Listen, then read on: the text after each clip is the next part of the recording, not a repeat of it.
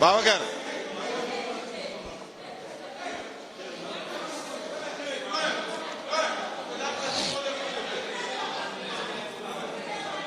su baaxee nga wax ñu waaw.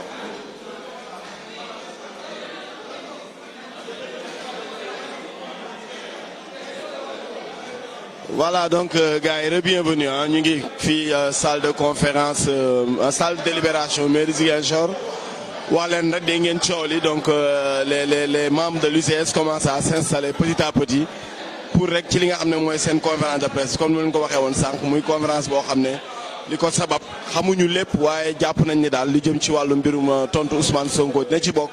maa ngi fii ak sama naataango Nialing Biaye moom nag nga xam ne mii moom moo nekk une voix féminine ci la rajo Génération FM ngeen koy suivre ci Facebook bi ak YouTube bi moom it mu ñëw ci en langue française kàllaama nasaraan wax leen rek li nga xam ne lii moom lañ yaakaar ne moom moo war a am fii nga xam ne fii moom mooy salle de délibération mairie bu Ziguinchor ñaari ñu ngi lay ziar. Et comme chers auditeurs, comme vous l'a dit Moussa Ndaw, mon confrère, merci de nous suivre via Facebook Génération FM 93.4.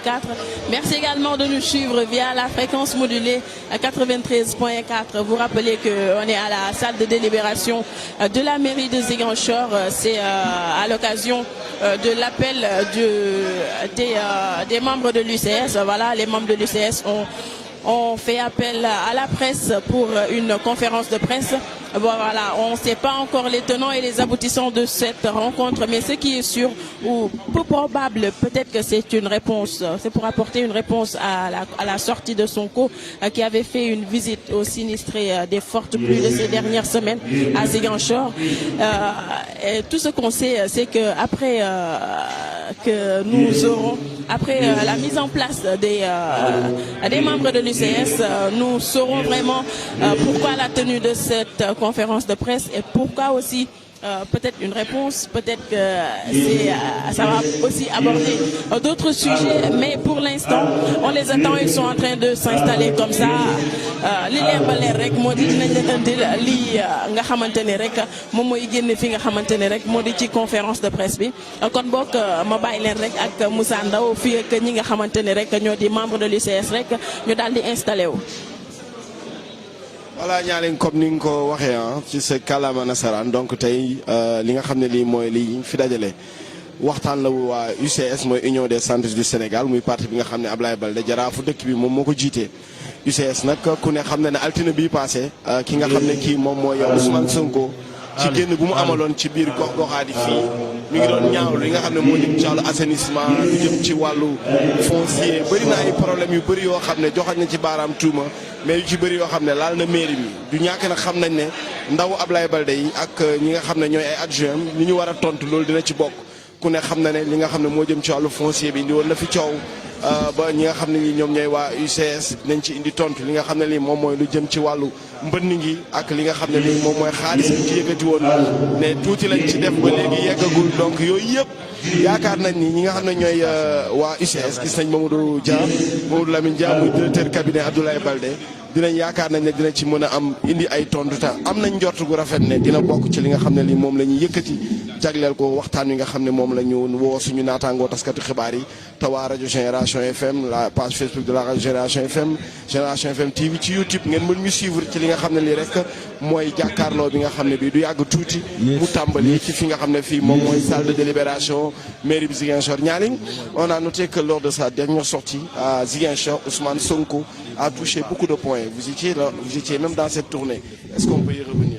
Effectivement, lors de cette tournée, Ousmane Sonko a effectué une visite chez les sinistrés des fortes pluies de ces dernières semaines et il a eu à faire une conférence de presse après cette visite où il a abordé beaucoup de sujets concernant également l'assainissement de la commune de Ziguinchor. Il dit que peut-être que c'est la responsabilité de la mairie parce que voilà, les canalisations ne sont pas bonnes et il y a beaucoup d'ordures dans les canalisations, donc l'assainissement on peut dire voilà, c'est ça qu'il avait tenu comme propos. Il est aussi revenu sur le litige foncier qui a eu lieu dans la commune de Niaguis, oui, dans la commune de Niaguis où Henri Ndeki et d'autres de ses amis ont été arrêtés. Ils sont actuellement en prison et ils déplorent vraiment cet acte qu'ils jugent que c'est pas bien ce qu'ils ont fait et que eux, et de leur part, ils feront tout pour les revenir en aide et que c'est une injustice. C'est ça qu'on peut noter.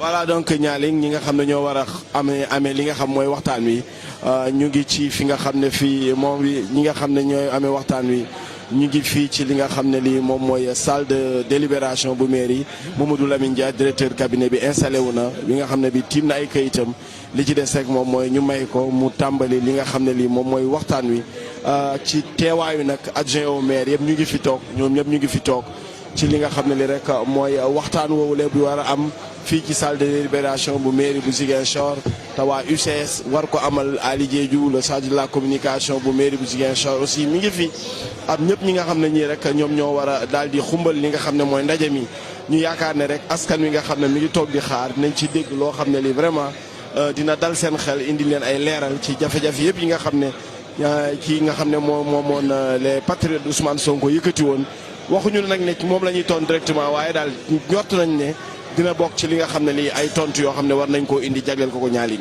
Et également, Moussa Ndaw, vous rappelez que lors de cette conférence de presse qu'avait tenue Ousmane Sonko, on lui avait posé la question à savoir s'il était partant pour les élections locales à venir, les élections municipales pour la mairie de Ziguinchor. Voilà, on n'a pas encore eu de réponse, ça reste toujours flou.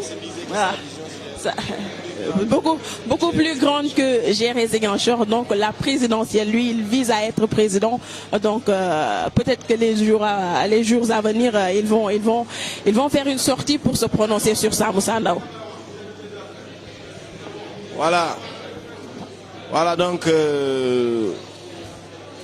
léegi ñu tàmbali li nga xam ne lii moom mooy waxtaan wi Mamadou Lamine Dia muy directeur cabinet Abdoulaye Baldé mi ngi toog jàkkaarloog ay këyitam fas yéene nag ñoo wax li nga xam ne rek moo ñu fi dajale ñun ñii ñëpp ñu fàttali mën yéen a ñuy suivre sur la radio Génération FM 93.4 di ñu suivre sur la page Facebook de la radio Génération FM mais surtout aussi suñu page YouTube muy Génération FM TV donc tey loolu moom mooy li nga xam ne mooy li gën a fës jamono ji ci diwaanu Ziguinchor tey ci ngoon gi fii ci salle de délibération mairie bi ñu ciy déglu ñi nga xam ne ñii rek ñoom ñooy waa UCS Mamadou Lamine Dia lañ jàkkaarlool ñaaling bi ay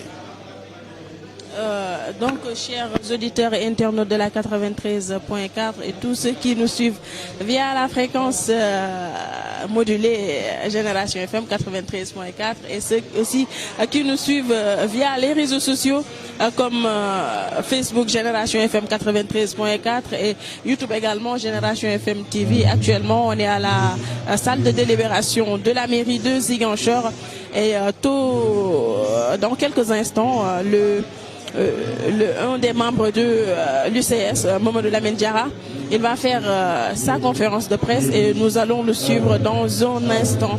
Dans un moment ou l'autre, il va parler. Donc, on saura pourquoi la tenue de ce point de presse.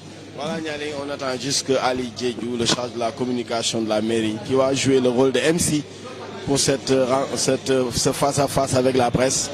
On l'attend juste pour qu'il puisse introduire, pour que la conférence puisse démarrer. Ali Diédhiou la ñuy xaar moom mi nga xam mooy wàllu jokkoo bi fii ci mairie bi ngir mu mën a rek ubbi li nga xam ne lii rek moom mooy waxtaan wi ñu war mën a bàyyee kàddu gi kii di directeur cabinet Abdoulaye Baldé di Mamadou Lamine Dia mu daal di ñëwaat ci li nga xam ne lii moo waral mu dajale askan wi fii ci salle de délibération mairie bu Ziguinchor ñu teewaayu ñi nga xam ne ñii ñoom ñooy membre UCS yi mën nañ cee ràññee ku ci mel ni Mamadou Talibé Diallo mën ci wàlle ki nga xam ne moom mooy kii de le maire Seydi Yankuba donc Mamadou Lamine Dia ak ñeneen ñi nga xam ne ñi ñoom Tahibou Diédhiou ñoom ñëpp ñu ngi fii nga xam ne fii moom mooy ci salle de délibération bu mairie bi ngir rek ñu mën a tàmbali li nga xam ne moom mooy jàkkaarloo ak taskatu xibaar yi donc mbokk yi yaakaar naa ay quelques réglages techniques rek moom moo des pour que vraiment mbir mi mën a yemb ñaaling on rappelle aux auditeurs qu'on a été là quand même depuis 15 heures. Effectivement, depuis 15 heures, on est là. L'attente a été longue, mais voilà, comme c'est, voilà, on a choisi le métier. on est obligé de faire avec et aussi donner l'information, c'est la priorité. Donc pour les auditeurs et également pour les internautes, vous aurez toutes les informations que vous voudrez sur la Génération FM. On est là pour ça et on a choisi ce métier. Donc depuis 15 heures, on est là. L'attente est vraiment longue. Mais tôt ou tard, dans quelques secondes, on saura pourquoi la tenue de cette rencontre, Inch'Allah. Voilà donc auditeurs yi ñu bàyyi leen ak ñi nga xam ne ñii rek ñoom ñooy amee conférence bi ñu war a tàmbali li nga xam ne lii moom mooy waxtaan wi ngir rek ñu gindi askan wi ci woote gi ñu woote ñi nga xam ne fii ñoom ñooy taskatu xibaar yi pour rek ñu gën a mën a yaatal lu jàkkaarloo ji ak taskatu xibaar yi ak Mamadou Lamine Dia ak ñëpp ñi nga xam ne ñii rek ñoo bokk ci mairie bu Ziguinchor ngir ñu rek wax ci li nga xam ne lii rek moom mooy ndaje bi li ko sabab ngir ñu mën a tàmbali. Voilà donc ñu ngi xaar waaw ak di gërëm bu baax nag suñu caméraman di Babacar Diawo moo tax ngeen ñu mën a seetaan ci YouTube bi ak Facebook bi Albert Gomis ak Sisaaw Koli ci xarala gi di gërëm bu baax Papis Gassama mi nga xam ne moom moo koy jàllale fële ca régie ba loolu rek day wane ne rek complicité ak solidarité bi am ci équipe bi ngir rek ñu mën leen a présenter loo xam ne lii askan wi dinañ ci mën a gis seen bopp ci la Génération FM la rajo de toutes les générations. Donc yaakaar naa ne yàggatul dara ki nga xam ne kii mooy Ali Diédhiou jox ki nga xam moom mooy Mamadou Lamine Dia dogal bi ndax waxtaan wi mën a tàmbali ñaalin ñu mën a dugg nag ci li fi dajale nit ñi ndax ñu teggi kumpa gi. Effectivement, Moussa Ndao, même moi, je suis vraiment pressée de savoir pourquoi la tenue de cette conférence de presse. Et bon, dans quelques instants, il va commencer. On va l'écouter. Ci kanam tuuti nii rek kii di Ali Diédhiou rek dina daal di wax rek ci kaddu ñi nga xamante ne rek ñoo di waa SOS kon ñu may leen rek ngeen déglu ko.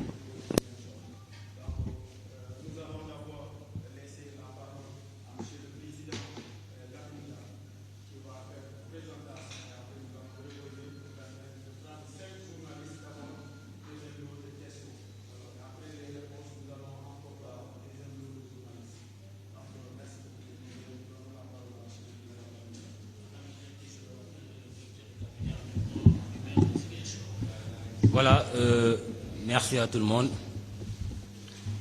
Je voudrais à l'entame de mon propos remercier tous ceux qui ont répondu à notre appel. On appelle pour rétablir la vérité par rapport à un certain nombre d'informations qui ont été véhiculées ici à Ziguinchor il y a 2 jours de cela. Pourquoi rétablir la vérité? Parce qu'en réalité,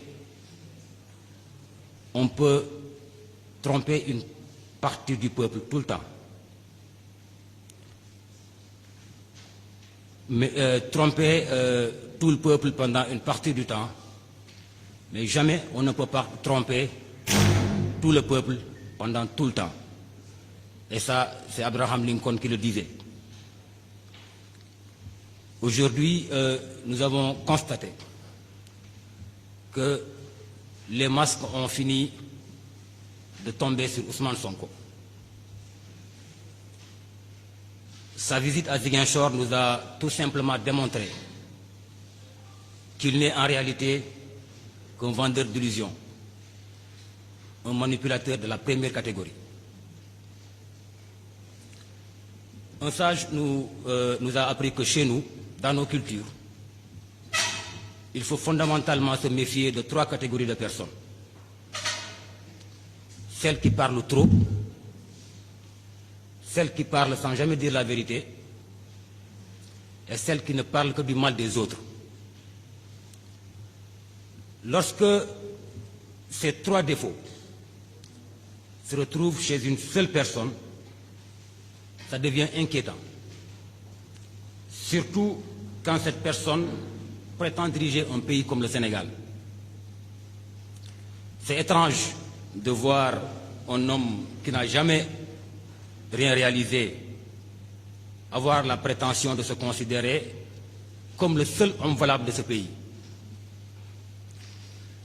Ce monsieur doit d'abord comprendre que Abdoulaye Baldé ne boxe pas sur le même ring avec lui. Dans aucun domaine, il ne lui arrive à la cheville.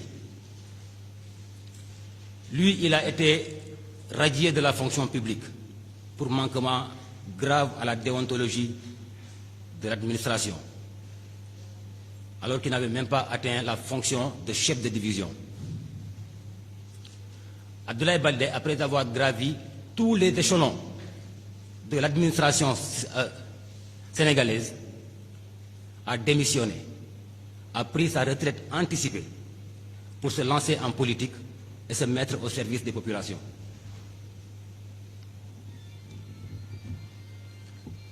Quand on dit gravir toutes les échelons, nous savons que l'inspection générale d'État est la plus haute hiérarchie de l'administration sénégalaise. Abdoulaye Baldé a été inspecteur général d'État en 2001, à 37 ans, soit 4 ans avant qu'il ne se lance en politique. Donc ce qui veut dire que quand Abdoulaye Baldé avait l'âge de ce monsieur qui se réclame aujourd'hui comme jeune, il avait déjà accédé aux plus hautes sphères de responsabilité dans ce pays. Je vous dis secrétaire général d'État de la présidence, inspecteur général, ministre d'État, j'en passe. Je rappelle à Djimbori que les hommes politiques qu'il semble mépriser aujourd'hui sont tous de hauts cadres de l'administration. Ni Macky Sall, ni Idrissa Seck, encore moins Abdoulaye Baldé, ne sont ses alter égaux. Ces hommes ont fait leur preuve de la base au sommet avant de prétendre diriger ce pays. S'ils pensent que c'est dans les accusations gratuites, le bavardage inutile et les contre-vérités qu'il parviendra à ses fins, eh bien, ils se trompent lourdement.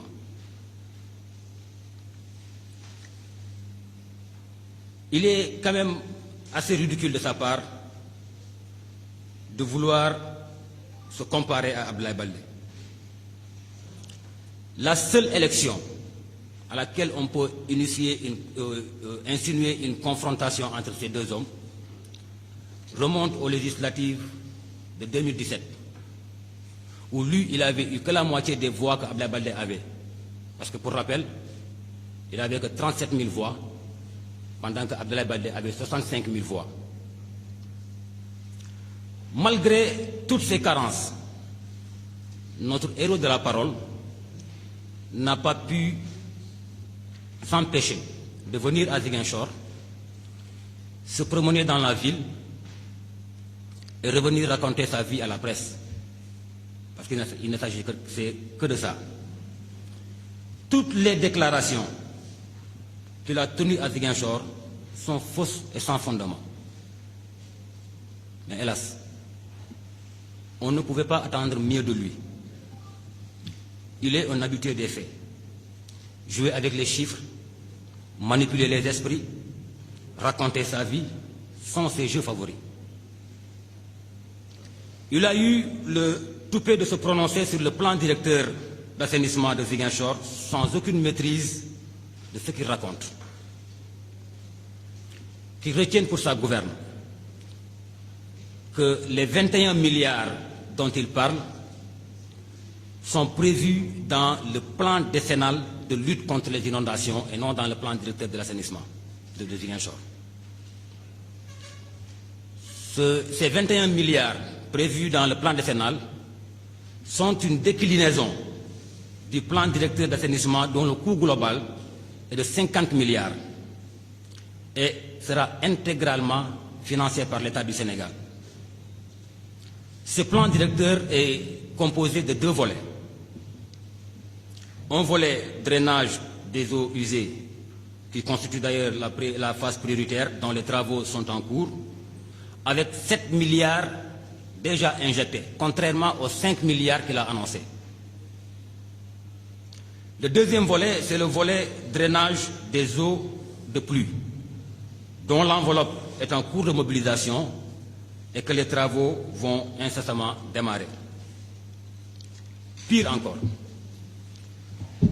notre accusateur ose affirmer que l'assainissement est une compétence partagée. Je l'invite tout simplement à nous sortir de la loi 2013-10 du 28 décembre 2013 portant Code général des collectivités territoriales, une seule disposition qui indique la responsabilité des collectivités territoriales en matière d'assainissement. Mieux, quand il est parti faire sa promenade à Keur Massar, il n'a pas une seule fois interpellé le maire de cette localité. C'est parce qu'il pense que les Ziguinchorois sont assez faciles à duper, au point qu'il peut leur faire gober cette notion de compétence partagée qui n'existe que dans sa tête. De qui se moque-t-on quand, en partant à Keur Massar, il porte des bottes et à Ziguinchor, il se promène avec des chaussures artisanales qu'on appelle ici tic-tic. N'est-ce pas la preuve qu'il n'y avait pas d'eau à Ziguinchor?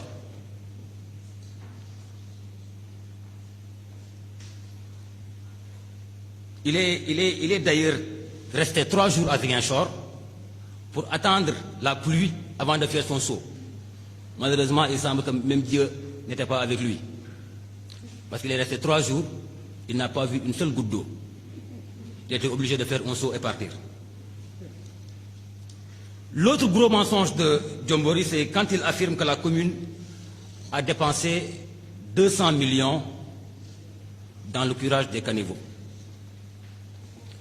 Je vais tout à l'heure partager avec vous un document qui vous montre un peu la procédure de passation des marchés, sur lequel vous verrez le coût exact du marché de curage des caniveaux qui s'élève à 40 800 919 francs CFA pour être précis. Dites-moi où Ousmane Sonko a pris son chiffre de 200 millions pour l'assainissement. Mais cela démontre encore une fois le manque de rigueur dans sa recherche d'informations fiables à servir aux populations. Il considère ces populations comme des naïfs qu'il peut manipuler à sa guise. Sur un autre aspect, quand un inspecteur des impôts et domaines se permet d'affirmer qu'un lotissement serait fait sans base légale, sous prétexte que la commune n'a pas reçu l'autorisation de lotir, on est quand même en droit de se demander s'il n'est pas animé que par la seule volonté de nuire. Il n'ose pas ignorer que la base légale d'un lotissement n'est rien d'autre que la délibération du conseil municipal. Il y a bel et bien eu lieu. L'autorisation de lotir, qui est délivrée par le ministère de l'Urbanisme, ne fait que valider un processus allant de cette délibération à la réunion de la commission régionale de l'urbanisme dirigée par le gouverneur. Et intervient enfin la distribution des parcelles. Le lotissement de Djabir, auquel il fait allusion, est en attente de cette réunion de la commission régionale. avant transmission du dossier au ministère concerné. Et pour rappel, l'initiative de ce lotissement émane d'une volonté des populations du quartier de Djabir, qui à plusieurs reprises ont saisi le maire sur cette question parce qu'étant dans le besoin impérieux d'avoir accès aux services sociaux de base. Parce que nous savons tous que lorsqu'un quartier n'est pas loti, il est difficile pour les populations d'avoir accès à l'électricité, d'avoir accès à l'eau, même si le maire Abdoulaye Baldé a fait l'effort de jouer de tout son poids pour qu'à Djabir on puisse avoir un peu d'électricité en attendant que le lotissement puisse arriver. C'est d'ailleurs ces mêmes populations qui ont conduit tout le processus de recensement des occupants sous l'assistance des services techniques. En atteste d'ailleurs la présence parmi nous des notables de Djabir qui peut-être auront l'occasion de confirmer tout ce que nous venons d'avancer. Mais voici encore une autre preuve de la malhonnêteté intellectuelle de ce politicien véreux. Il n'a de souci que pour le pouvoir et non pour la vérité. Ce qui est à la limite moquant dans tout ça, c'est quand il nous parle de son projet sur le foncier pour les 30 communes de la Casamance. On se demande alors, soit il ne connaît pas la Casamance, soit il cherche à diviser les Casamancés. Seule la région de Ziguinchor fait 30 communes, alors que la Casamance s'étend de Gouloumbou à Djogé, avec 113 communes. Il fait quoi du reste de ces communes-là? Notre politicien en retard sur les réalités de Ziguinchor est arrivé au paroxysme de ses délires en affirmant publiquement que le président Macky Sall n'a absolument rien fait à Ziguinchor. Voilà ce qui démontre encore une fois qu'il ne connaît absolument rien de la Casamance, qu'il prétend aimer et qu'il lui a tout donné.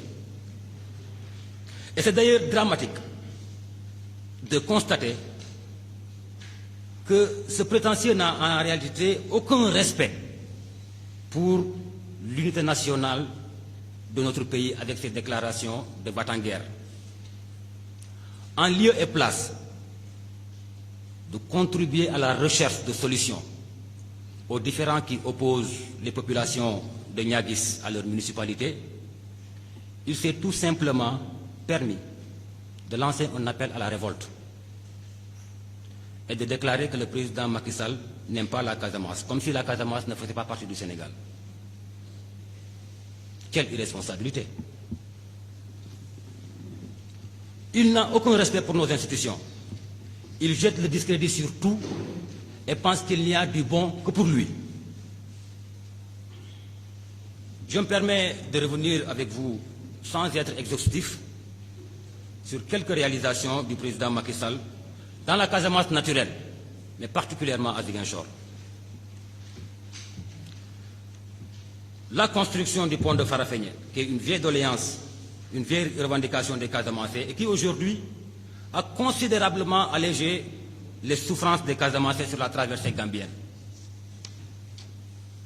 L'achèvement des travaux de la RN6, la mise en place de 5 bateaux, 3 bateaux pour les passagers et 2 bateaux pour le fret,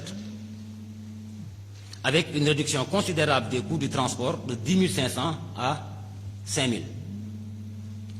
Le lancement de 4 vols quotidiens entre Dakar et Ziguinchor. L'électrification de toutes les grandes villes de la Casamance. La construction du pont de Marsassoum. La construction de la boucle de Boudjé sur 82 km de Marsassoum à Sédhiou, en passant par les communes de Djibabouya, Bemmé, Djirédi et Bambali. La construction des routes à Sédhiou et à Marsassoum,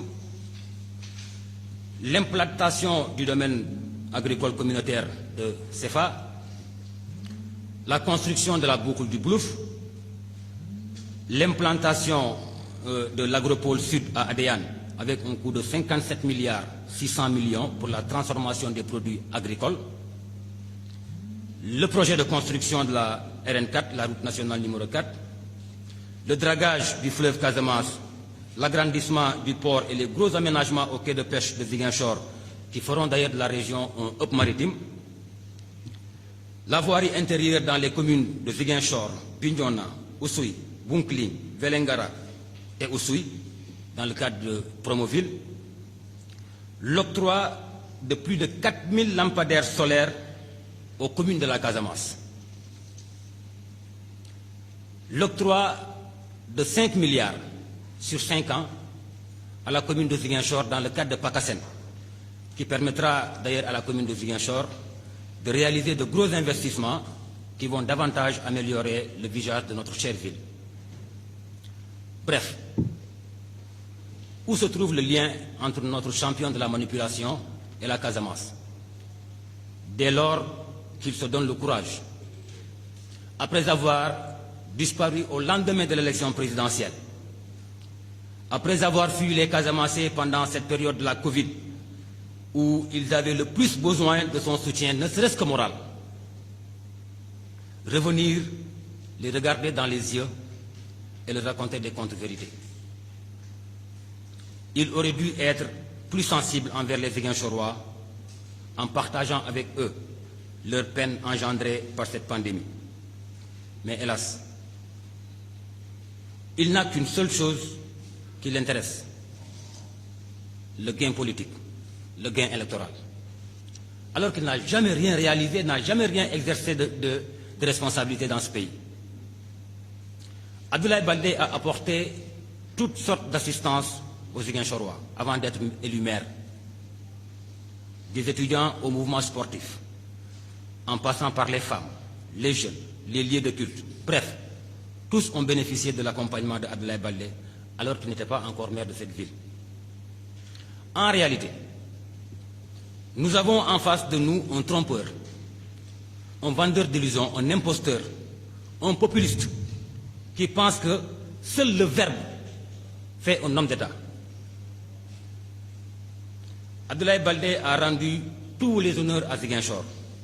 C'est grâce à lui qu'aujourd'hui, cette ville est citée dans la quasi-totalité des instances internationales.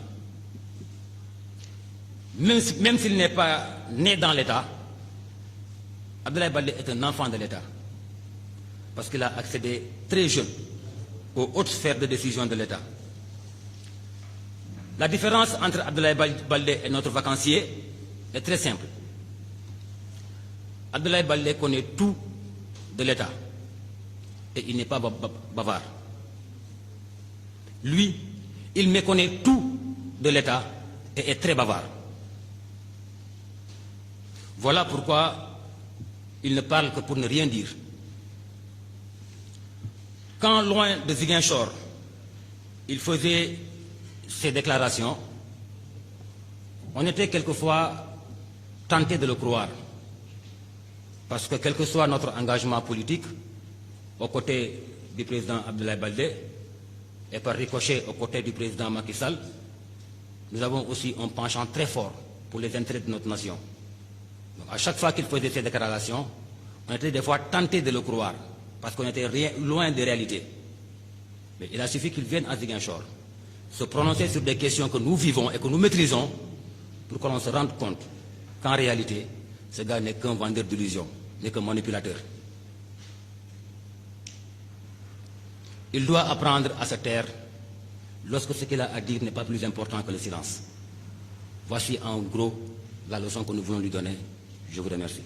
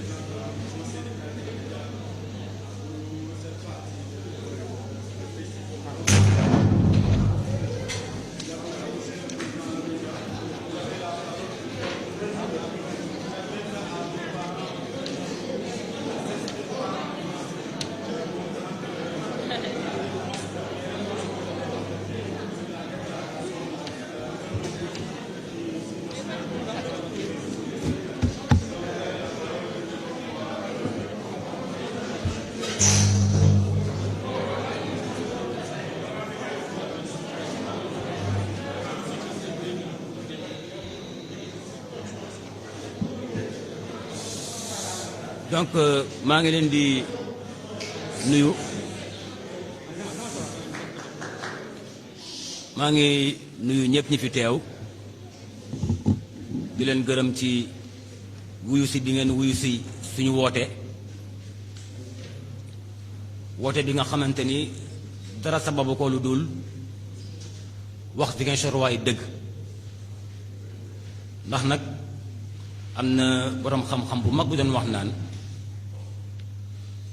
mën nañoo nax benn pàcc ci askan bi saay bu ñu soobee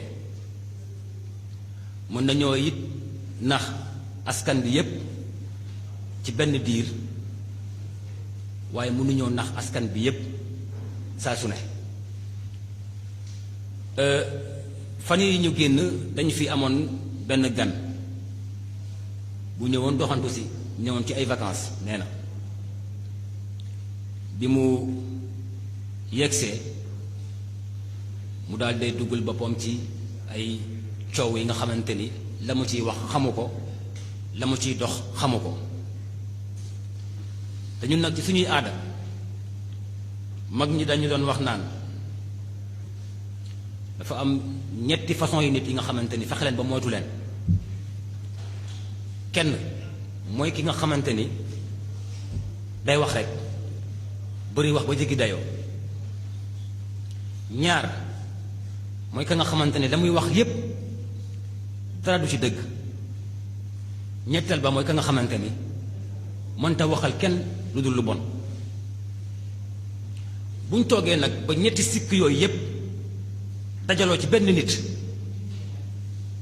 nit boobu ne dafa bëgg a jiite suñu réew dañuy daal di am jaaxle dañuy daal di am tiit ndax dañuy demandé wu dëkk bi tey fu mu jëm bu fekkante ni façon yi nit yooyu ñooy bëgg a yor suñu dëkk waaye nag xëj na dina am yi nga xamante ni yu ñu ko bëgg a leeral rek tuuti tàmbali ko ci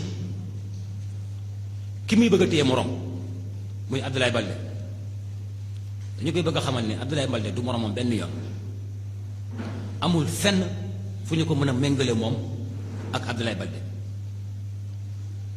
moom ñàkk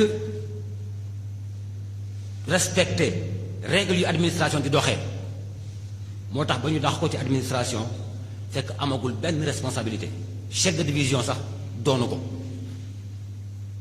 Abdoulaye Baldé dafa liggéey très jeune la nekk commissaire de police 21 ans la amalu mu nekk commissaire de police mu gravir échelon yi ba yegg ci inspecteur général d'État ku xam inspecteur général d'État mooy fonction bu gën a kawe ci administration Sénégal mu nekk secrétaire général de la présidence de la République en 2001 boobu 37 ans la amoon ba muy nekk secrétaire général de la présidence te fekk na duggul ci politique xam-xamam xarañam man-manam moo tax ñu wóolu ko yóbbu ko foofu ndax ku xam Abdoulaye Baldé xam na ni 2005 la commencé politique ba ñu koy fal SG présidence 2001 nekkuloon ci politique ba ñu mën na xam ne bu jàpp ne politique moo ko fa yóbbu mu jël loolu yépp ak li mu àndal ak privilège mu teg ko fële te damaa bëgg a jël sama retraite anticipée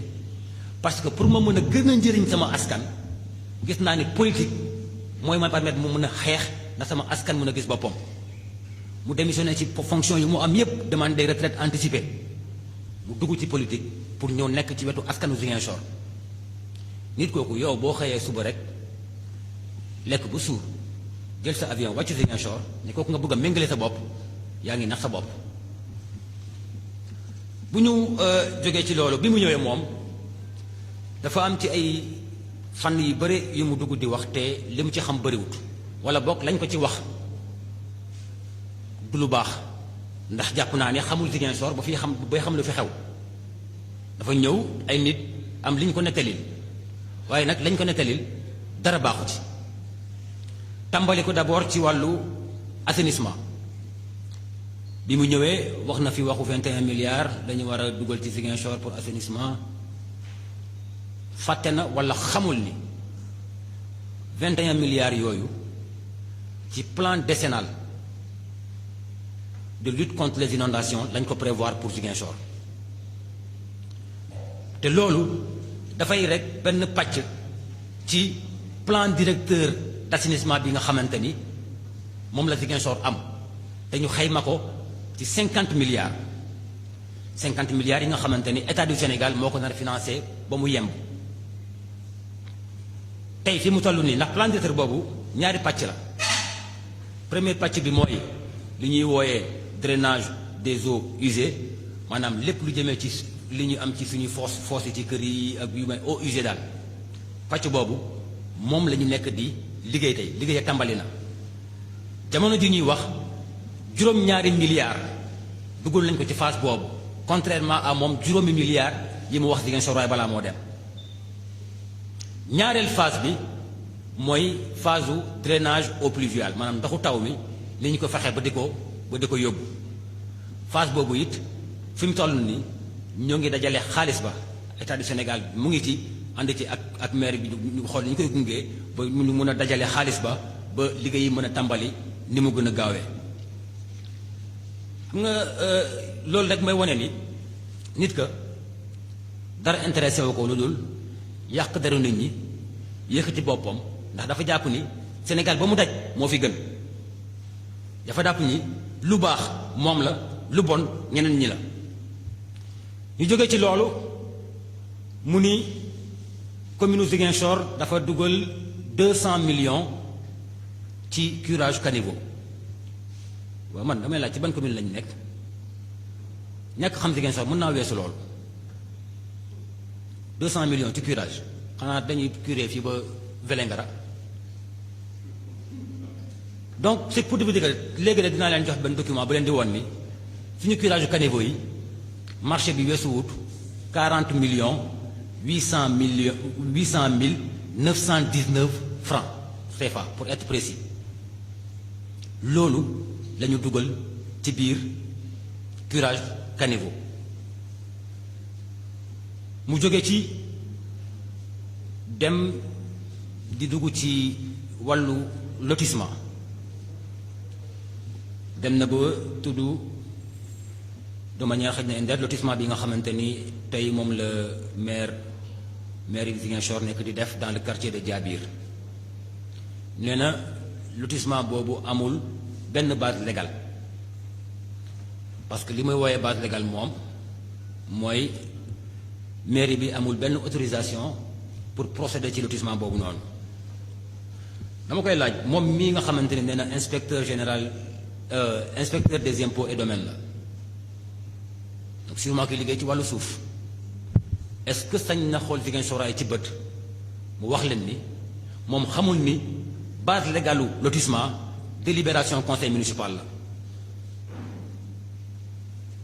conseil municipal délibéré na liggéey bi ñu ci war a def yépp def nañ ko ba constituer les dossiers mu dem ci service technique yi pour avis li des tey mooy commission régionale de l'urbanisme mu convoquer une réunion pour valider dossier bi nga xamante ni liggéey bi foofu la toll commission boobu rek mooy pare ñu soog a jël dossier bi yónnee ko ministère pour am autorisation bu ñu autorisé ñu soog a procéder à la distribution des parcelles waaye léegi moom mi liggéey impôt et domaine ñaata at war naa mën a xool nit ñi ci bët mu am fitu ne nit ñi moom xamul loolu wala dañu Ziguinchor rek yaakaar ni Ziguinchor waaye mun naa dem wax leen li ma neex ñu gëm ma demaat comme li ma ko defoon ci présidentielle yi loolu jeex na fi na jàpp ni dootu fi ñëwaat pour nax kenn te sax ñoo ngi fii ak waa Diabir te lotissement boobu li ci gën a neex mooy xam nga boo fekkente ni maire yi moo jógoon jël rek décision ne damaa bëgg a lotir tel quartier xëj na sax nit ñi am liñ ci mën a commentaire waaye waa Diabir ci seen bopp ñoom ñoo jóg sàkku boobu lotissement ndax ku ne xam na fii ne bu ñu nekkee dans un quartier bu ñu lotirul dana jafe lool pour quartier bi mën a am accès ci yenn services yi di ngeen am problème am courant di ngeen am problème am ndox donte le maire Abdoulaye Baldé posé na de tout son poids mu fexe ba courant dugg biir Diabir en attendant ñu koy mën a lotir population yooyu ñoo ko sakku moo tax ba maire soumettre au conseil municipal cette délibération pour ñu mën a tàmbali liggéeyu lotissement bi yooyu population ñoo def le travail préalable maanaam recensement bi lépp lu jëmee ci xam situation exacte bi nga xamante ne moo nekk sur le terrain population yi ñoo ko def service technique yi ñu encadré leen loolu moo tax xaj na tey ci kanam tuuti dinañ jox kaddu kenn ci waa Diabir ñu ngi fii ñoom dinañ leen mën a firndeel la ñu leen di wax donc foog naa li wóor te wóor mooy suñu waa ji bu yëgoon ñëw rek yem ci ay vacances am tëdd nelaw noppaleeku su paree jëlaat avion mu ñibbi moo gën mu ñëw Ziguinchor di dugg ci ay détails yi nga xamante ni xamoo ko xam nga ñun ba ñuy tollu Ziguinchor fii di ko dégg mu ngi def ay déclaration à partir de Dakar léeg-léeg dañu koy xaw a bàyyi xel ndax nag quel que soit suñu engagement politique ci wetu Abdoulaye Baldé par ricochet ci wetu le président Macky Sall quel que soit suñu engagement mais am nañu aussi xalaat pour li nga xamante ni suñu intérêt réew la moo tax léeg-léeg buy wax à partir de Dakar et puisque nous sommes dañu xaw a sori li nga xamante ni mooy xaw foofu bu koy wax dañu koy xaw a bàyyi xel ne ah est-ce que li muy wax jarul nit ñi di ci gestu waaye bi mu ñëwee Ziguinchor dugg ci ay domaines yi nga xamante ni ñun dañu koy dund maîtriser ko xam ko mu am fitu wax ci lu mu xamut lu mu maîtriser wul loolu rek moo ñu firndeel ni waa ji nax nit ñi tromper nit ñi rek moo ko tax a jóg waaye nag dañu koy bëgg a xamal ni la ñuy wax bu ëpp solo noppi da nga war di noppi saa su ne na muy mujjee wax te njëkk noppi wasalaam.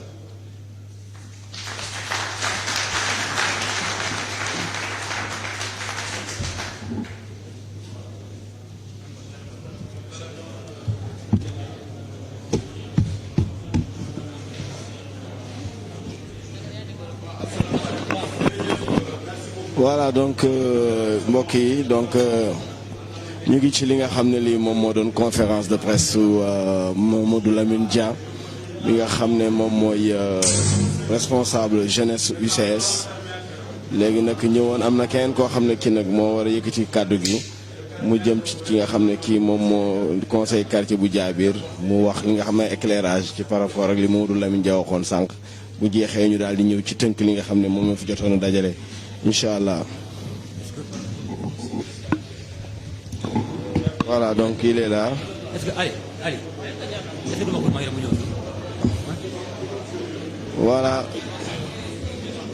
il va se présenter moom day dem fële incha allah donc ñu ngi fii ba salle délibération ma fàttali kii di Mamadou Lamine Dia def na li nga xam ne moom mooy intervention par rapport ak li nga xam moom mooy sortie Ousmane Sonko bi nañ ci ñëwaat incha allah tënkal leen ko ci njeextalu jàkkaarloo taskatu xibaar yi dañuy bàyyi rek ki nga xam ne kii mooy représentant au conseil de quartier bu Diabir mu wax ci li nga xam ne lii moom mooy li jëm ci wàllu voilà moo jëm ci lu wàllu li nga xam ne lii moom mooy foncier bi ci Diabir nga xam ne Ousmane Sonko indi woon na ci ay tuuma ba yëkkati ci ay kàddu dañ koy déglu rek incha allah ci suñu beneen pàcc bi mu wax ci li ci jëm bu jeexee ñu ñëw ci li nga xam ne lii nag moom mooy dellusiwaat ci conférence bi jërëjëf.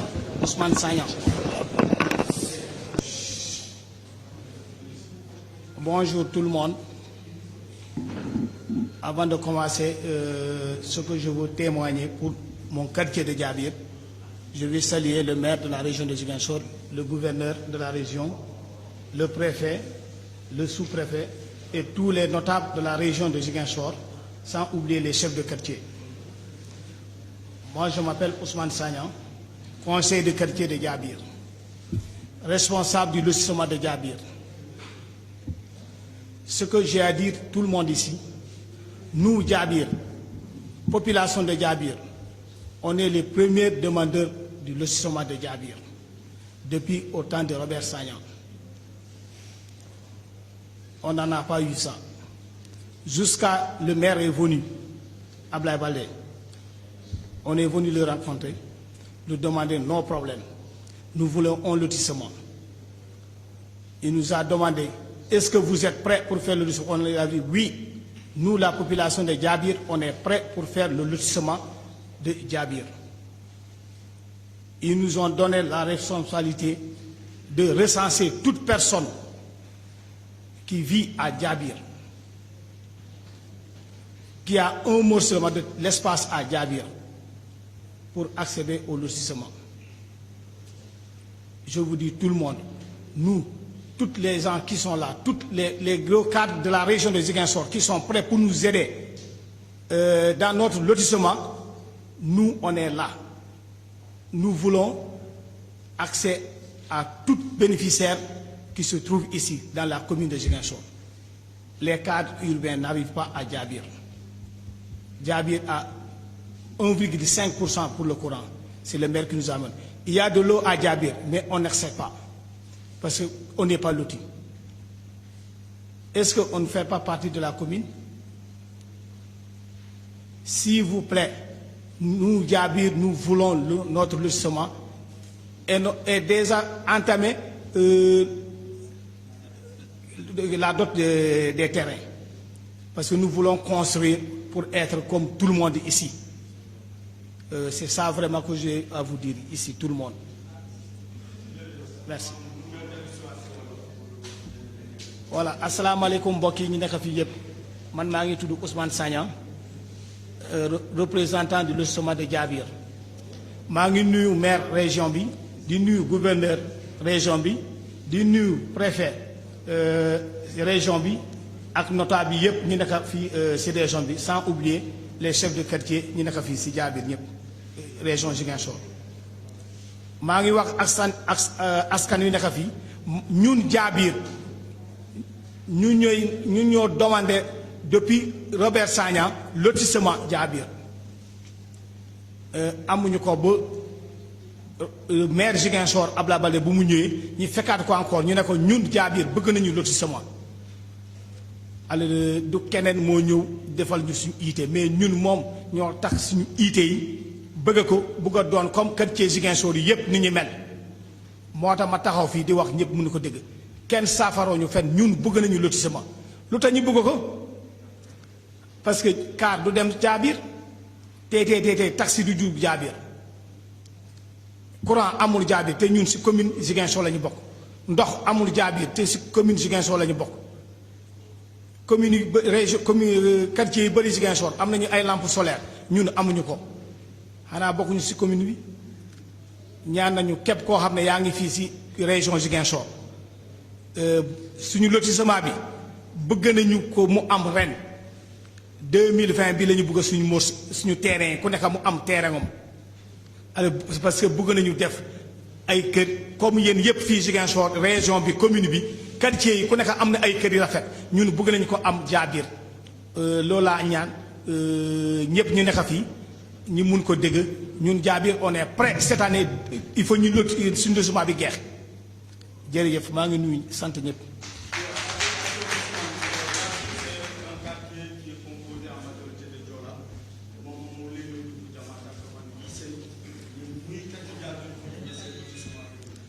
di saaful ajamataw ajama mi ku jola kumba kali jembe ka sanken ku jola kumba kankan ku jola kali jatok côté du Boulouf nje kaya som Ousmane Sagnan inje kimi mu kana mari lotissement yati Djabir woni jew nyaabe ka sanken kanka wonu manje woli ribe mo ka birum Robert Sagnan na mitate be Robert emite kan jaat omre place o mun awale Abdoulaye Baldé na jalomi du lawol Abdoulaye Baldé woli Djabir umama lotissement danoli est-ce que ji préparé pour lotissement dano woli ou préparé lotissement pourquoi parce que umama nge paj wonu manje wan secrétaire certificat sor pe lola Ziguinchor wonu paj mi woli na Djabir du paj wo parce que ana woli ubako Ziguinchor dans le si boko boko Ziguinchor olo ko na lotissement yo leli woli jaabiru soso ko ngene ko leli di fukka fo leli du kanimo wo leli mati jaabir finkin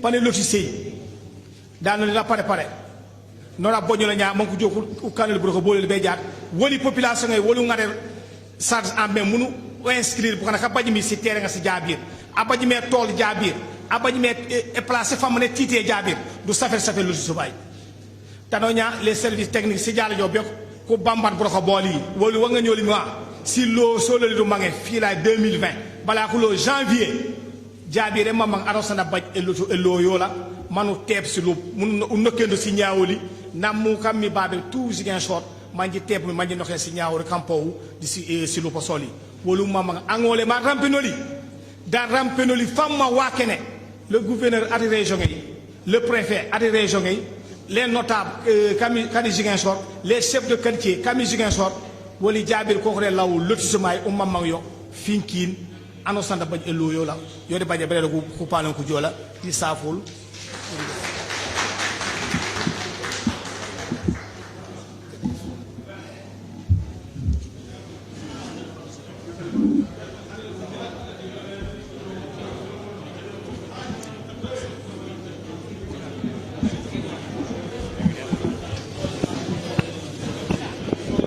Voilà, donc je vous rappelle que yéen a ngi suivre conférence de presse u UCS bu Ziguinchor ci sorti Ousmane Sonko bi altine bi génn dégg ngeen buy passé léegi ki nga xam ne mooy Ousmane Sagna bi nga xam ne mooy conseiller bu quartier bu Diabir mu ñëwaat ci li nga xam ne moom mooy seen bëgg-bëgg maanaam wàllum lotissement ñoom nga xam ne ñoo ko laaj dañuy bàyyi ak Nialing rek Nialing, vous avez suivi la conférence d'Ousmane Sonko quelque part qu'est-ce qu'on peut retenir par rapport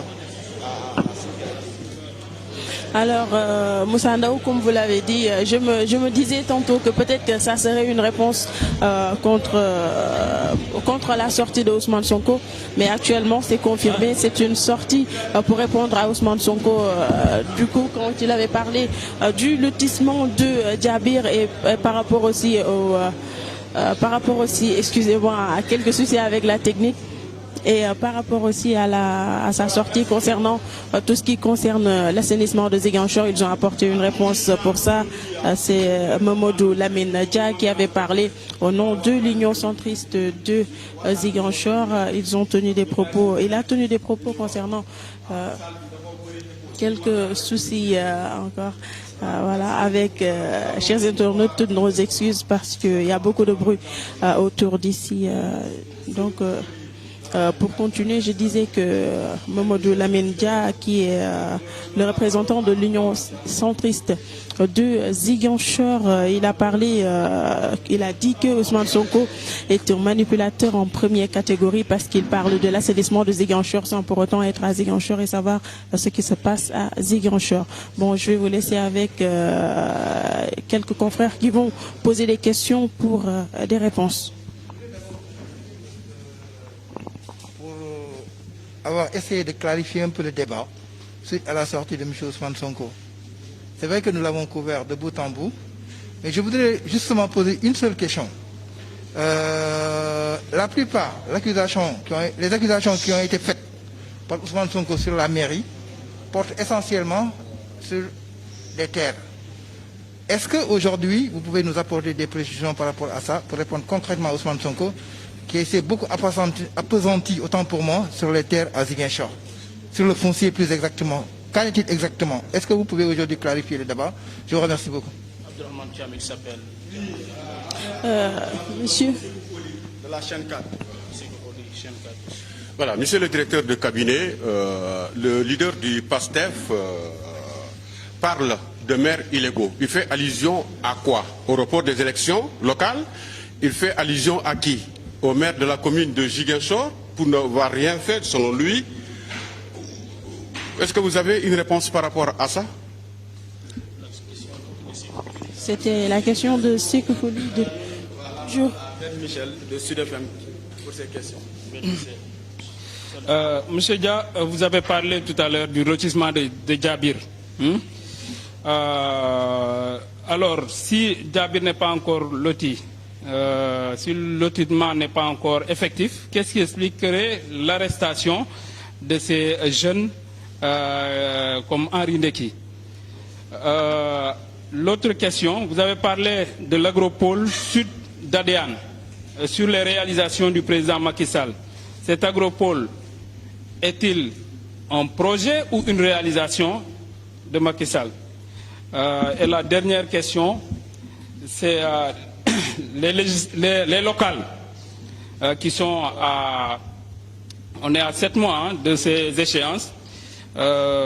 Les partisans de Sonko le placent comme candidat à la mairie de Ziguinchor, même si lui, il a maintenu le flou. Et à Ziguinchor, vous qui êtes les partisans de Abdoulaye Baldé, il sera candidat à Ziguinchor ou pas? Et s'il est candidat, est-ce que la bataille de Ziguinchor aura-t-elle lieu? C'était Ben Michel Kamfodi de la radio Sud FM. Donc on va procéder à la réponse à ces questions. Donc Mamadou Lamendja de l'UCS va tenter de répondre à ces questions. Je vous laisse avec lui. De répondre aux différentes questions posées par nos chers confrères. S'il vous plaît, un peu de silence. Merci à tout le monde. Je crois avoir pris bonne note de l'ensemble des questions.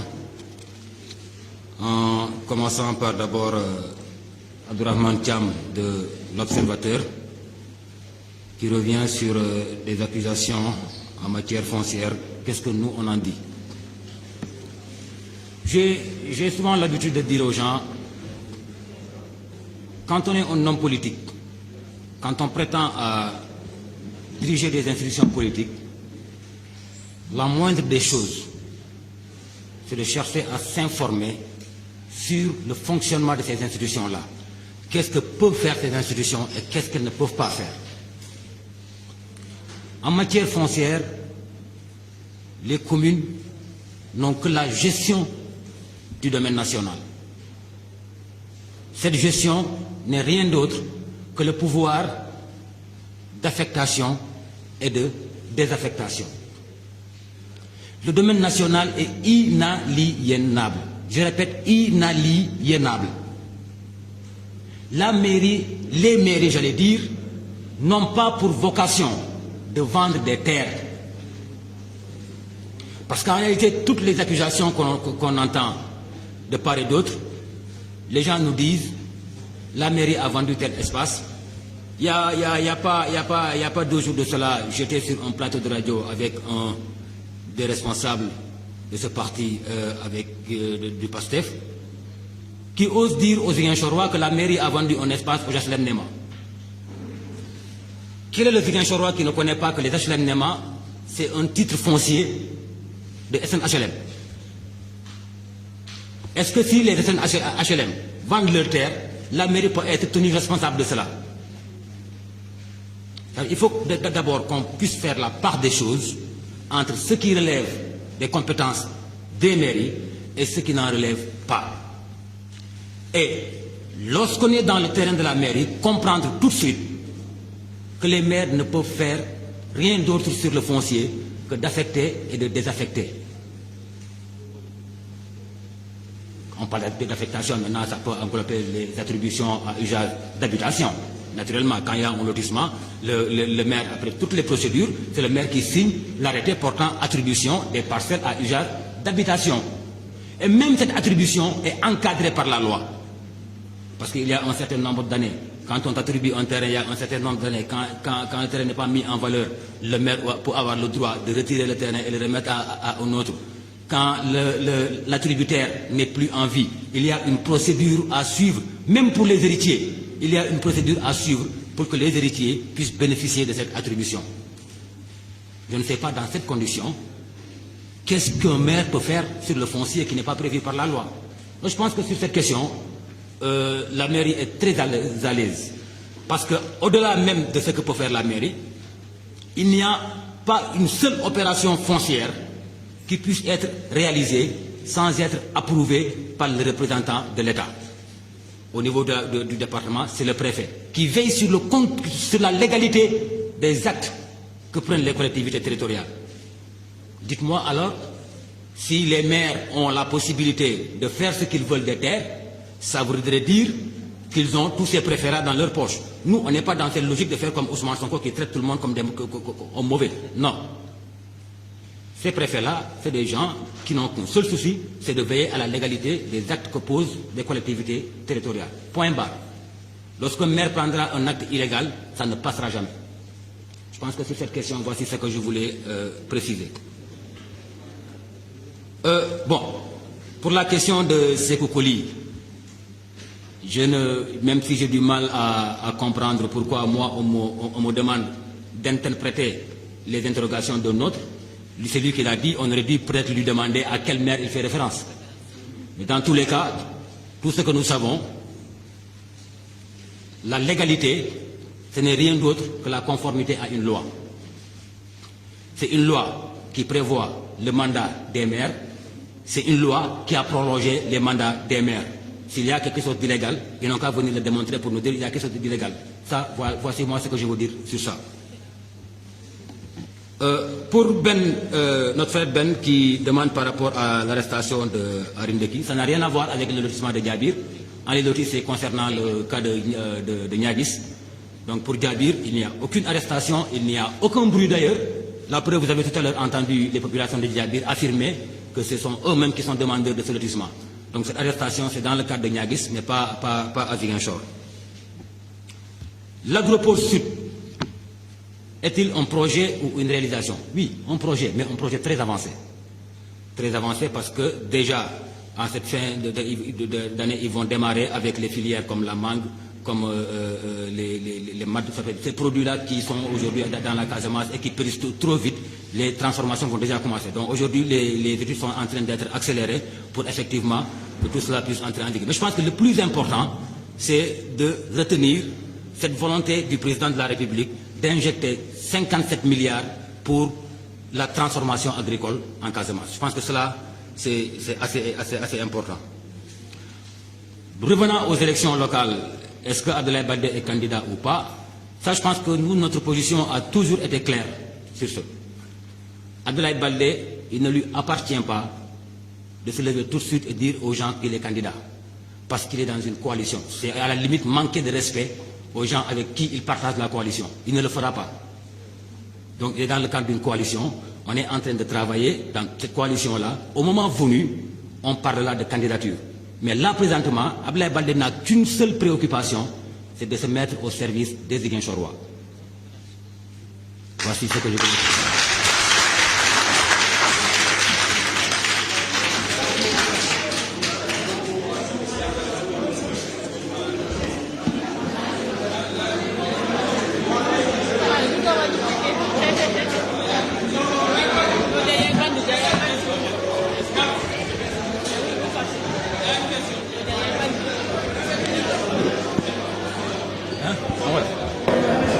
Donc voilà, ma ñëwaat rek bamtuwaat tontu yi ci laaj yi fi jiboon ma tënk ko ci wolof. Donc Abdourahmane Thiam laajoon na sànq ci wàllu suuf ni accusation yi ñuy def ci mairie bi yëpp day aju ci wàllu suuf day tax rek ba léeg-léeg dañuy bëgg a wax nañu ne surtout boo dee kuy yëngu ci wàllu politique te am mbébétu jiite ay institutions yi nga xamante ni politique la li nga war a njëkk a fexe mooy nga xam bërëb yooyu nan la ñuy doxee lan la ñu mën a def ak lan la ñu mënta def lan la leen yoon may ak lan la leen yoon mayul ndax bu ñuy wax wàllu suuf jëmale ko ci maire yi domaine national moo tax ñuy wax.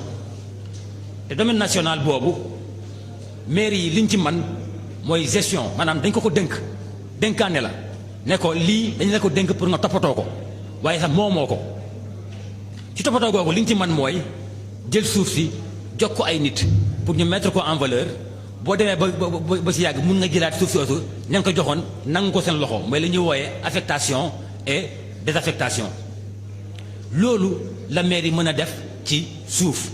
bu weesoo loolu xëy na bu lotissement amee parce que mairie aussi mooy initier lotissement bu lotissement amee bu ñu defee procédure bi yëpp ba service technique yi yëpp indi seen i avis ba ñu def lépp lu ñu war a def finalité bi maire mooy signé arrêté bi nga xamante ni mooy joxe ay suuf pour nit ñi mën a dëkk.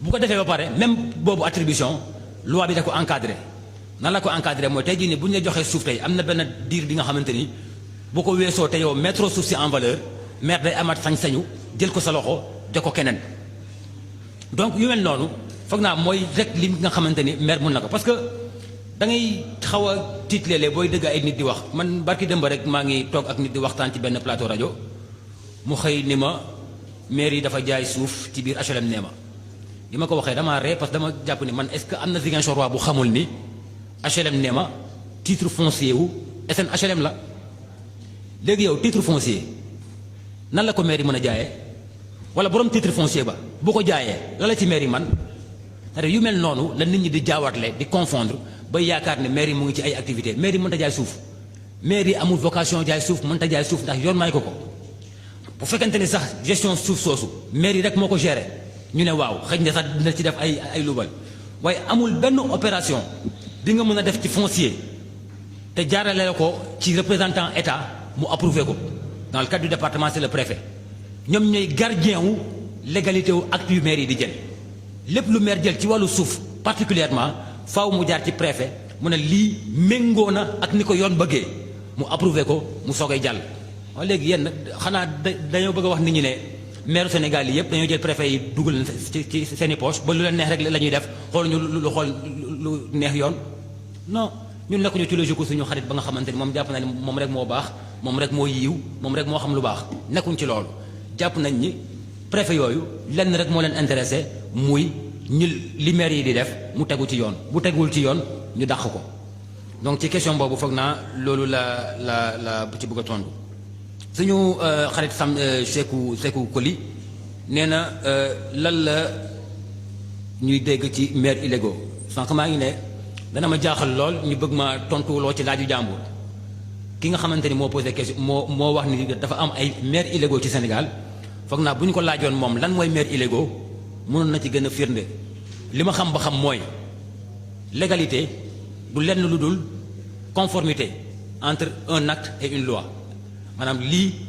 ma def méngoo na ak li yoon sant te mandat maire loi moo ko prévoir dëgg la mu dem ba jeex loi moo ñëwaat mu dàqaat ko encore pousse ko ba ay ba jëmi jamono léegi bu fekkante ni loi boobu du base légale amul légalité nañ ko ñëw wax nit ñi man de xamul liñ bëgg wax ci loolu ñoom benn nee na moom arrestation Ari Ndeki par rapport ak Diabir donc nee naa ko sànq arrestation Ari Ndeki bi ça n'a rien à voir ak lotissement bu Diabir ci cadre ñaagis la boobu parce que Diabir déjà dëgg ngeen fi sànq population yi ñoom ñoo nañu affirmer effectivement que ñoom seen bopp population yi ñoo demandé lotissement bi te dans tout le processus ñu ngi woon ci biir di liggéey ñoom ñoo ko daanaka ñoo ko mëne donc du benn dossier bi moo tax ñu jàpp ndaw ñooñu.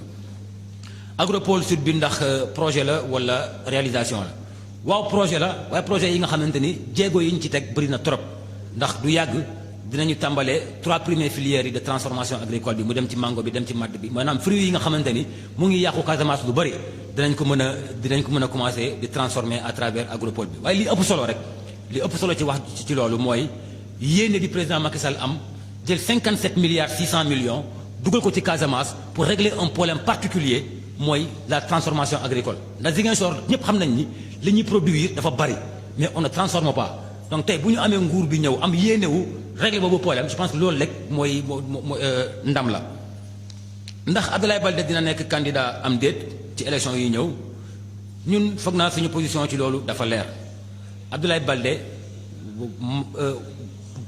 warut a jóg tey rek ne candidat la boo ko defee sax day ñàkk may cër ñi nga xamante ni ñoom la sekkal liggéey ndax dafa nekk ci coalition boobu fa lañu nekk di liggéey bu ñu yeggee ci waxtu candidature nag dinañu wax ni coalition bi diw mooy suñu candidat wa ilaa ñu ne mënuñoo ànd ndax lépp mun naa am ci local lañu dem mais bu fekk yegguñ ci loolu kenn si ñoom amul sañ-sañu jóg ne candidat la Abdoulaye Baldé lenn rek moo ko yitteel jamono ji liggéeyal Ziguinchor waay da Ziguinchor waay ñoo ko fal ñoo ko wóolu teg ko fi mu nekk waru tatal leneen lu dul liggéeyal leen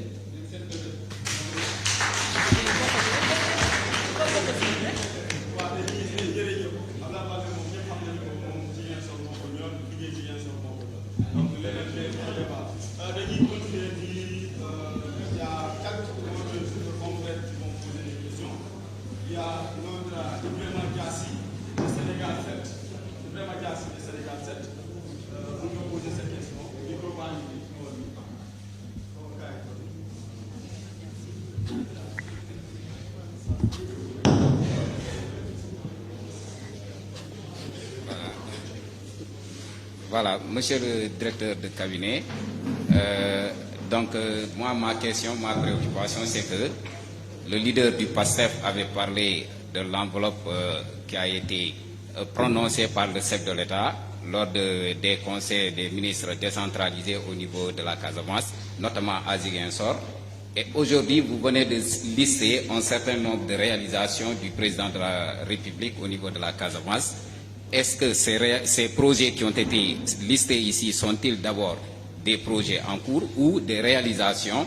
Et s'il y avait aussi des réalisations, l'enveloppe qui a été prononcée, cette enveloppe aujourd'hui, on se situe à combien, par exemple, comme investissement dans cette enveloppe? Parce qu'il avait interpellé directement les responsables.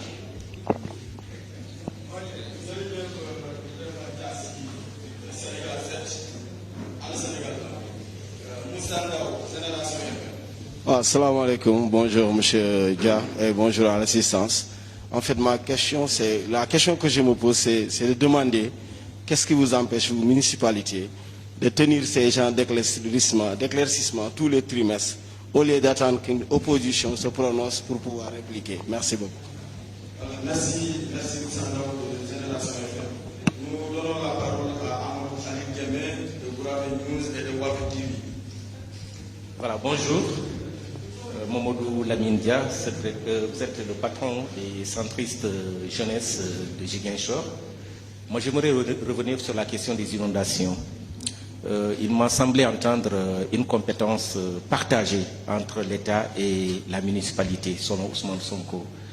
J'aimerais savoir justement la partition de la municipalité par rapport aux souffrances des populations de la commune de Ziguinchor. C'est ce qui était justement à l'origine de cette déclaration d'Ousmane Sonko. Merci. Oui, merci beaucoup à Amadou Khalid Diamé. Père Michel, de CFM qui revient encore. C'est encore la même question qui revient. Hein. Vous avez dit qu'Ablaye Baldé est dans une coalition. Aujourd'hui, moi, la question que je demande à Momodou Lamine Dia, qui est le président des jeunesses centristes de la commune de Ziguinchor, quel est votre souhait, vous, pour la mairie de Ziguinchor, en tant que jeunesse? Parce que Sonko, il a maintenu le flux, Baldé ne veut même pas en parler, alors qu'on sait que c'est pratiquement les deux forces politiques, en tout cas de Ziguinchor, au vu justement des dernières élections. Alors vous, en tant que jeune de l'UCS, vous souhaitez qu'il se présente ou pas?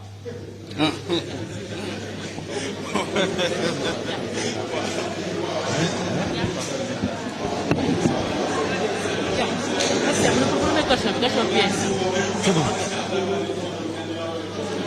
Voilà. Merci encore une fois pour cette deuxième série de questions.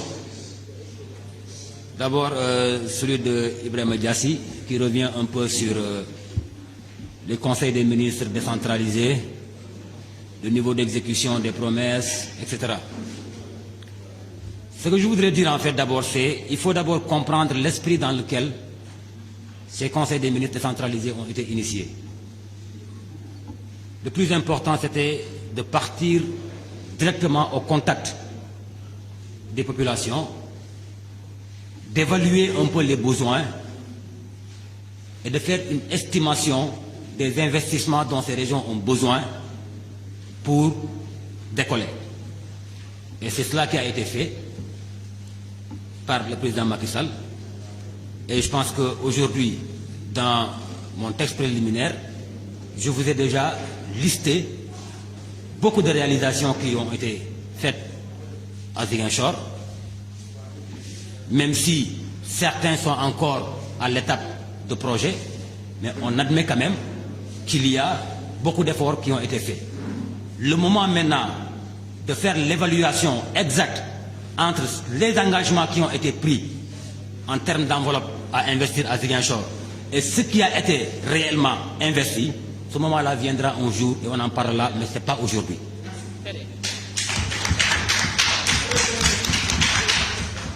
Alors, Moussa Ndaw demande pourquoi pas organiser ce genre d'éclaircissement au moins tous les 3 mois pour parler aux Ziguinchorois. C'est vrai, on peut bien le faire. Mais je pense que lorsqu'on n'a pas les mêmes responsabilités que des gens qui passent tout leur temps à critiquer, on ne peut pas se permettre d'avoir les mêmes attitudes qu'eux. On ne peut pas se permettre de passer tout notre temps à parler. Les Ziguinchorois nous attendent sur le terrain des résultats. Et ce n'est pas dans la communication qu'on fera des résultats. C'est dans le travail de terrain, c'est dans les investissements, c'est dans la prise en charge des préoccupations des Ziguinchorois qu'on peut rendre service aux Ziguinchorois.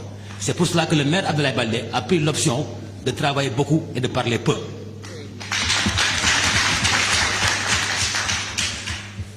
Khalil revient sur la question des inondations, la compétence et quelle a été la partition de la mairie dans tout ça. Je pense que sur la question à qui la compétence en matière d'inondation, je pense que ça, on en a beaucoup discuté. J'ai lancé un défi que ceux qui prétendent que l'assainissement est une compétence partagée n'ont qu'à me sortir du Code général des collectivités territoriales, qui est ce qu'on peut appeler la loi fondamentale de la décentralisation. Ils n'ont qu'à me sortir là-bas une seule disposition qui indique une seule responsabilité des communes en matière d'assainissement. Il n'y en a pas. Quelqu'un m'a évoqué un article 7R d'un code, 7L de je ne sais quoi. Moi, je ne parviens pas encore à trouver ces articles-là. En tout cas, j'ai beau chercher. L'autre, qu'est-ce que la mairie a fait dans ces questions? Je pense que les gens oublient des fois que le maire aussi, sa mission principale, c'est d'être aux côtés des populations, de contribuer à leur bien-être. Et c'est pour cette raison que lorsque ces difficultés se sont posées à Ziguinchor, ces difficultés qui ont été occasionnées par les fortes pluies d'il y a moins de 2 mois de cela, le maire, le même jour, a convoqué une réunion d'urgence dans son bureau pour essayer de trouver une solution qui va soulager les Ziguinchorois, même si c'est de manière provisoire. Et c'est au cours de cette réunion d'urgence qu'il a fait venir les entreprises privées. Je l'ai dit l'autre jour. Nous avons ici des gens qui aiment bien Ziguinchor. Nous avons des gens qui portent Ziguinchor dans leur cœur. Nous avons Ziguinchor qui sont des patriotes de Ziguinchor, contrairement à ceux-là qui se permettent de prendre un avion, de venir faire un show et de partir. Quand le maire a convoqué, tous ces gens-là sont venus se mettre autour de lui. Chacun, le peu que tu l'as mis sur la table. Les entreprises comme CSE, comme Ageroute, chacun a mis le peu qu'il a. La mairie a mobilisé ses moyens. Le ministère de l'assainissement a contribué aux côtés de la mairie. De gros engins ont été loués. Et automatiquement, nous avons commencé les interventions sur le terrain. Et c'est cela qui a permis de soulager beaucoup de quartiers qui étaient sous les eaux et qui aujourd'hui n'ont pas certaines difficultés par rapport à la stagnation des eaux. Et au jour d'aujourd'hui, ces matériels sont encore là, disponibles pendant tout l'hivernage. À chaque fois qu'il y a la moindre difficulté, on fait intervenir les engins pour régler les problèmes sur le terrain. Maintenant, ça va au-delà, parce que c'est vrai, il y a des populations qui sont aujourd'hui sinistrées. Il y a aujourd'hui des gens qui ont vu leurs biens disparaître. Et pour ce, le plan Orsec a été déjà déclenché au niveau national.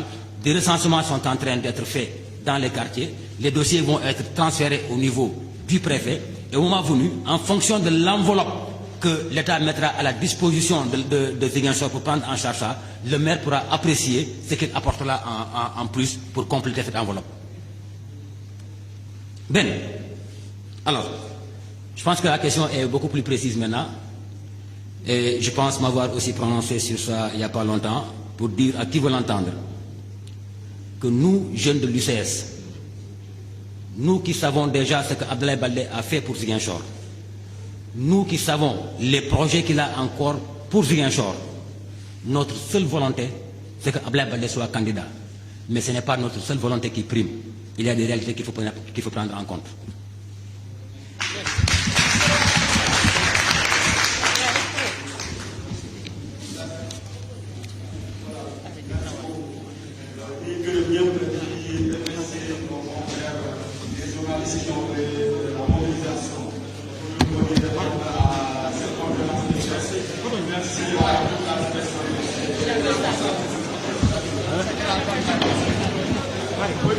Voilà, donc on est arrivé au terme de cette conférence de presse yegg nañ ci cappaandaw gi li ñu ci mën a tënk rek moom mooy ñi nga xam ne ñooy ndaw Abdoulaye Baldé yi li ñu waxal Ousmane Sonko mooy jàpp nañ ne rek day sëriñ nit ñi parce que aussi am na ci yenn yoo xam ne su koy wax war na ko gëstu bu baax a baax balaa muy yëkkati ay kàddu du ko wax donc loolu bokk na ci li nga xam ne mën nañ ko tënk ci biir conférence bi dégg ngeen ci Lamine Ndiaye ñëwaat na ci li nga xam ne moom la président de la République jot a def ci ay réalisation fii ci diwaanu Ziguinchor ak Casamance ak li ko wër mais surtout aussi jàpp na ne rek ki nga xam ne kii mooy Ousmane Sonko yëpp li mu yëkkati woon ci ay kàddu loo xam ne lii rek loo xam ne lim la moom la askan wi méngoowul ak li nga xam ne lii moom la mbir mi di demee leen li ci gën a fës tamit moom mooy teewaayu Ousmane Sagna ñi nga xam ne moo bokk ci conseil de quartier bu Diabir mu indiwaat ay leeral ci lu jëm ci wàllu lotissement ak li nga xam ne fii moom mooy lotissement bi foofu ca diwaanu Diabir ba dégg ngeen ko moom nangu na rek ne ñoom seen bopp ñoom ñoo ñaan ñi nga xam ne ñoom ñooy mairie Ziguinchor mu jàppale leen pour ñu def seen lotissement kon daanaka confrères yu bari laaj nañ ay question rawatina ci lu jëm ci wàllu candidature Abdoulaye Baldé ci li nga xam ne lii moom mooy élection yi jëm waaye ñoom ñi nga xam ne ñoom ndaw yi mooy seen bëgg-bëgg mooy kii di président Abdoulaye Baldé nekk candidat ci mairie Ziguinchor waaye rek dafa am lu ko ci lalu mooy dafa bokk ci coalition te yaakaar na ni daal faaw mu xaar coalition bi wax fu muy féete ndax moom ñu mën a xam réellement ndax am dina nekk candidat wala du nekk candidat donc buñ ko tënkee ñaanin ci ay kàddu yu gàtt rek ci nasaraan boo xoolee lan lañ mën a jàpp ne moom la ñu mën a jàpp ci conférence bi nga xam ne mi ngi doog a jeex. Effectivement, chers confrères Moussa Ndao, comme vous l'avez si bien dit, aujourd'hui, comme on l'avait dit en début d'interview, qu'on avait peut-être que l'Union centriste du CS, autant pour moi, l'Union centriste des Ziguinchorois était là pour démentir les propos de Ousmane Sonko. Effectivement, c'était ça la rencontre d'aujourd'hui, cette conférence de presse organisée par l'UCS. Donc, Mamadou Lamine Dia, le président de la jeunesse de l'UCS, a apporté des démentis par rapport aux propos que Ousmane Sonko avait tenus concernant l'assainissement de Ziguinchor, mais également concernant le lotissement de Diabir. Et à ce propos même, Ousmane Sagna, le représentant du conseil de quartier de Diabir, il était là présent pour démentir effectivement pour confirmer que c'était eux, les populations de Diabir, qui avaient voulu que ce lotissement ait lieu. Ils sont venus voir de leur propre chef Abdoulaye Baldé, le maire, pour qu'il les aide à lotir leur quartier. Donc Moussa Ndao, c'était ce qu'on pouvait retenir pour cette conférence de presse. Et concernant aussi la représentation de Baldé aux élections municipales à venir, l'Union centriste des jeunes l'Union centriste des jeunes, leur président, et par la voix, il a pris la parole. Effectivement, Mamadou Lamine Dia, il dit que eux, en tant que jeunesse de l'UCS, ils voudront vraiment que Abdoulaye Baldé se présente comme candidat à l'élection municipale, même si lui ne s'est pas encore prononcé parce qu'il fait partie d'une structure, d'une organisation qu'ils doivent consulter avant de faire des sorties. Voilà, jërëjëf ñaaleen donc mbokk yi loolu moo doon seen temps d'antenne bi ñu leen jagleeloon ci la rajo Génération FM 93.4 seen page Facebook de la rajo Génération FM, mais surtout seen Génération FM TV ci YouTube bi ngir rek jégleen leen li nga xam ne moom la waa UCS doon indi ci ay leeral ci tuuma yi nga xam ne Ousmane Sonko tegoon na ko ci kaw seen njiit. Dégg ngeen ci Mamadou Lamine Dia mi jiite ndaw UCS yi waaye aussi nekk directeur cabinet Abdoulaye Baldé. yaakaar nañ ne ay kàddoom du ñun nag ñoo koy interprété dañ bàyyi askan wi misaal yi wax li nga xam ne lii moom la ci xalaat kon mbokk yi ñu leen jox dox daje ci beneen daje boo xam ne bii dina ñeel rek lépp luy soxla askan wi fii ci diwaanu Ziguinchor jërëjëf.